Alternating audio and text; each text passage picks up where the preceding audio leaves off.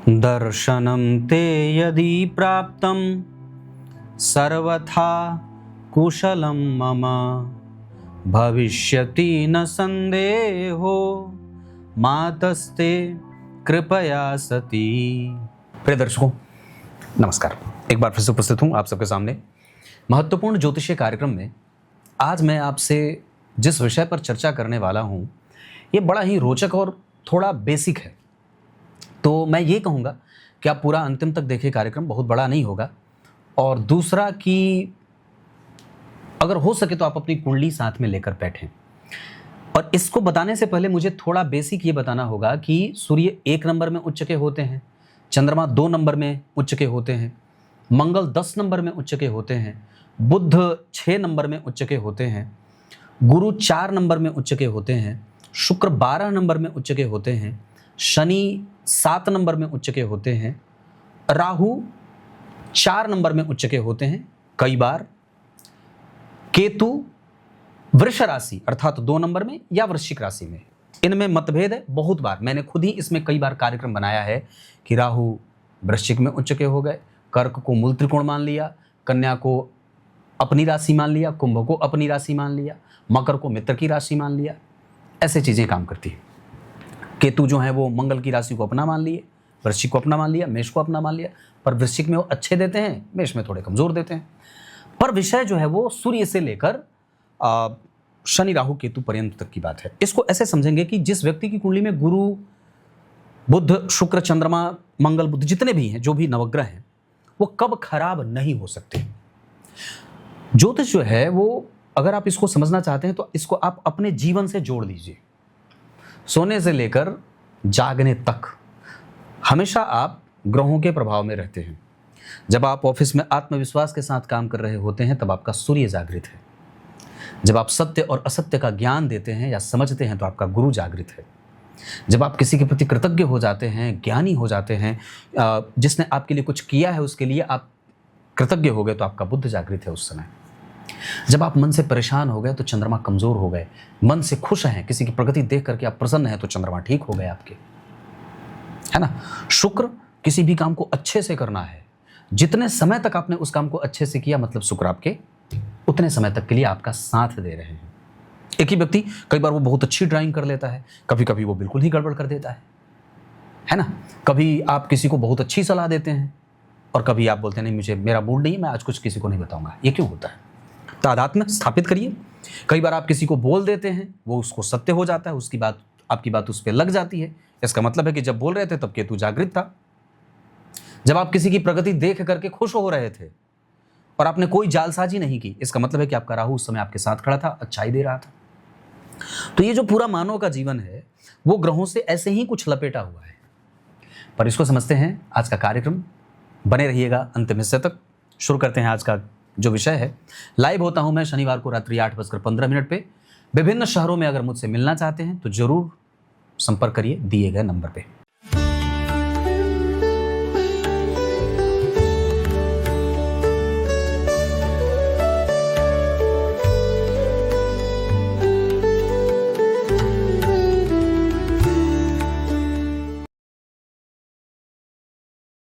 बात करेंगे सूर्य से। अगर किसी भी व्यक्ति की कुंडली में भले ही सूर्य नीच के क्यों ना हो, इसको थोड़ा प्रैक्टिकल होकर समझना होगा कि अगर सूर्य आपकी कुंडली में कितने ही खराब हैं, आपका वो कुछ नहीं बिगाड़ सकते अगर आप अपनी आत्मा को गंदा नहीं करते हैं, क्योंकि सूर्य आत्मा है। आप किसी की प्रगति को देख करके अगर जल रहे हैं, किसी के प्रति आप में ईर्ष्या है, आपने अपने आप को बहुत ज़्यादा जो है वो अभिमानी बना दिया, तो सूर्य आपका बिगाड़ रहे हैं। लेकिन अगर आपने अपने स्वभाव में से इन सभी विषयों को हटा दिया, आपके सूर्य नीच के होकर के भी कुछ नहीं कर पाएंगे। इसका अर्थ क्या है कि ग्रह अगर नीच का है तो हमें यहां काम करना है। माणिक पहने ना पहने वो अलग विषय है, पर आपने माणिक पहना और ये नहीं कर रहे हैं मतलब सूर्य को कोई विशेष अर्थ मिलने वाला नहीं है। भाई पक्की बात है, आप चाहे कुछ भी कर लीजिए, माणिक पहन लीजिए, पुखराज पहन लीजिए, ग्रह बिल्कुल असंतुलित रहेंगे जब तक आपने अपने बेसिक जीवन में ये कृतज्ञता प्रकट नहीं की अपने गुरुजनों के प्रति, अपने माता पिता के प्रति, अपने प्रति। तो आपको गड़बड़ झेलना पड़ेगा। चंद्रमा, अगर आपकी कुंडली में चंद्रमा चाहे जितने कमजोर हों, आपका वो कुछ भी अहित नहीं कर सकते जब आप किसी के प्रति ममत्व का भाव रखते हैं। सबके प्रति ममता का भाव रखिए, आपके चंद्रमा नीच होकर के भी आपके लिए शुभदायक हो जाएंगे। और क्या कहा, जल की बर्बादी आप अगर नहीं कर रहे हैं तो आपके चंद्रमा बिगड़े हुए होने के बावजूद अच्छे हैं, है ना। परिस्थिति से अपने आप को बिल्कुल भी आपने बिल्कुल ऐसा प्रभावित नहीं किया, चलो ठीक है कोई बात नहीं, देखेंगे जो होगा सो, मस्त रहे, हर फिक्र को मतलब मजे में उड़ा दिया, कोई दिक्कत नहीं है। ऐसे चंद्रमा खराब होकर के भी आपका कुछ नहीं बिगाड़ पाएंगे। या ये कहते हैं कि आपके कुंडली में अगर चंद्रमा है तो आपको यहां पे काम करना है, नियमित हो जाइए। मंगल, जिसने अपने भुजाओं के बल पे कभी अभिमान नहीं किया, बहुत ध्यान से समझिए, मुझे देखिए, मंगल जिसकी कुंडली में खराब है, 4 नंबर में बैठे हैं, 3 नंबर में बैठे हैं, 8 नंबर में बैठे होने के बाद किसी पापग्रह से दृष्ट हैं या बुरे हैं, तो भी वो आपका कुछ नहीं बिगाड़ पाएंगे अगर आपने अपने भुजाओं पे बल नहीं किया। मतलब मेरे भाइयों का मुझे घमंड है, मेरे क्रोध पे मेरा घमंड है, आपने क्रोध को नियंत्रित नहीं किया। अगर आपने क्रोध को नियंत्रित किया है, आपके मंगल आपका कुछ बिगाड़ नहीं पाएंगे। निर्णय लेने से पहले 2-4 लोगों से सलाह ले लिया, आपकी कुंडली में मंगल कमजोर है, फिर भी आपको वो कुछ आपका नुकसान नहीं कर पाएंगे। तो ग्रह खराब नहीं होते, वो हमें इशारा करते हैं आपको अपने काम पे, कर्म पे फोकस करने की आवश्यकता है। तो मतलब हमें अपने जीवन में इसको उतारना है। बुध, जिसने बहुत शालीनता दिखाई है, जो चीजों को समझने की कोशिश करता है, जो स्टडी कर रहा है, जो बार बार चीजों को रिपीट कर रहा है, एनालाइज कर रहा है, सामने वाले को देख रहा है, बड़बोलेपन से युक्त नहीं है, बक बक बक बक बक बक बक कुछ भी कर रहा है, इसका मतलब है कि वो बुध ठीक नहीं है। अगर बुध कमजोर हैं तो वो कुछ भी नहीं बिगाड़ पाएंगे अगर आपने इन विषयों का ध्यान दे दिया। सामने वाले के प्रति आदर का भाव, है ना, सोचना समझना तब बोलना, 2 कान है 1 मुंह है, सुनना ज्यादा है बोलना कम है, ये बुध कहते हैं। गुरु, सबके लिए अच्छा सोचना, सबके लिए अच्छा सोचना, बड़ों के लिए, माता के लिए, पिता के लिए, समाज के लिए, धर्म के लिए, गायों के लिए, ब्राह्मणों के लिए, मंदिरों के लिए, राजनीति के लिए, समाज के लिए, सबके लिए अच्छा सोच रहे हैं। आपके गुरु कितने खराब हैं, आपका कुछ बिगाड़ नहीं पाएंगे, उनकी दशा अच्छी जाने लगेगी। शुक्र, किसी भी स्थिति में हम प्रत्येक जो सुंदर चीज है उसको और सुंदर बनाने की कोशिश करेंगे, उसको मेंटेन करने की कोशिश करेंगे। समझ में आ रही होगी बात कि हमको जो मिला है हम उसको खूब, अब शुक्र को आप अगर ऐश्वर्य से जोड़ते हैं तो जो आपको ऐश्वर्य मिला है उसको मेंटेन करिए, उसको बल देते रहिए।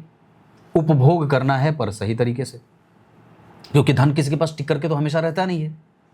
तो शुक्र आपकी कुंडली में चाहे कितने ही खराब हैं, अगर आपने अपना व्यय असंतुलित होने से बचा लिया, संतुलित कर लिया, मतलब आपके शुक्र चाहे कितने खराब हैं कोई फर्क नहीं पड़ेगा, आपके शुक्र अच्छे हो जाएंगे। आपके शुक्र कहते हैं बैलेंस क्रिएट करो, जितना दिया है उसका सही इस्तेमाल करो। मृत संजीवनी विद्या कब इस्तेमाल की जाएगी, जब कोई मरेगा तभी तो इस्तेमाल करेंगे। तो शुक्रदेव का संबंध मृत संजीवनी विद्या से है। शुक्र कौन है, परशुराम अवतार, भगवान का परशुराम अवतार है। और वस्तुतः शुक्रदेव कौन है, दैत्यों के गुरु, जो आसुरी विद्या के जनक हैं या आसुरी विद्या के प्रणेता हैं। देवताओं को संभालना आसान है, दैत्यों को संभालना आसान नहीं है। तो क्या कहा कि जिसकी कुंडली में शुक्र कितने भी खराब हों, अगर वो उसने अपने जीवन में संयमित जीवन जी लिया, संयम से जीवन जी लिया, उसने अपने काम पे कंट्रोल कर लिया, अपने व्यय पर कंट्रोल कर लिया, उत्तेजना पर कंट्रोल कर लिया, तो बहुत अब जैसे शुक्र नेत्र की ज्योति, शुक्र कौन है, हार्मोन है। अगर शुक्र के ऊपर मंगल की दृष्टि पड़ेगी तो आपको नेत्र की परेशानी देंगे। नेत्र के लिए सबसे अच्छी बात क्या है, या तो बंद रखिए या तो दूर की देखिए, दूर तक देखने की कोशिश करिए, नेत्र ज्योति बढ़ती रहेगी। तो जिसने इसका समायोजन कर लिया उसकी कुंडली के शुक्र ठीक है, और ठीक होने नहीं होने के बावजूद आपके शुक्र आपके जीवन में कभी भी गड़बड़ नहीं करेंगे। शनि कहते हैं कि मैंने जितना किया है, जितना दिया है, उसका पहले समुचित इस्तेमाल तो करो, सुनियोजित तो हो जाओ, अनुशासित तो हो जाओ, परिणाम की चिंता मत करो। अगर आपकी कुंडली में शनिदेव कितने खराब हैं उनको छोड़ दीजिए, बस आप अपना काम करते जाइए, जो आपको मिला है उसमें 100% देते जाइए। आपके शनिदेव कितने खराब हैं कोई फर्क नहीं पड़ेगा, सब कुछ अच्छा होने लगेगा। राहु, किसी को देख के जलिए मत और किसी के प्रति कोई जालसाजी मत करिए, लालच में मत आइए। राहु खराब है, अष्टम में है, 12वें हैं, दूसरे हैं, तीसरे हैं, लग्न में हैं, दूषित हैं, परिणाम नहीं दे रहे, तो सबकी प्रगति को एंजॉय करिए, खुश करिए, अपने आप को खुश रखिए। छोटी सी बात है उसमें भी प्रसन्न है, कोई बहुत बड़ी समस्या आ गई उसमें भी खुश है, मतलब एक जैसा रहना है, तब आपके राहु आपको और भी ज़्यादा अच्छा परिणाम देंगे। खुश रहना। केतु, अनुभव मिले स्वीकार करिए और त्यागने का बल इकट्ठा करिए। जो मिला वो आपका नहीं है, वो आगे किसी और का होने वाला है। विचार करिए, मैं जो बात कह रहा हूँ, आपको जो मिला है वो आपका तो है नहीं। अरे भाई, सामान्य बात है कि जो अनाज का जो पूरा भंडार आपने किया है, एक ही दिन में तो खा नहीं जाते हैं, और कोई जरूरी भी नहीं है कि एक साल में सिर्फ आप ही उसको खाएंगे, कोई दूसरा भी आके खा सकता है। तो केतु कहते हैं कि जो आपको मिला है उसको त्यागने का बल रखो, वक्त पड़े तो त्याग दो। तो मतलब दानशीलता जिसके अंदर है और जिसके अंदर बड़बोलापन नहीं है, मैं जो कहूंगा वो सत्य हो जाएगा।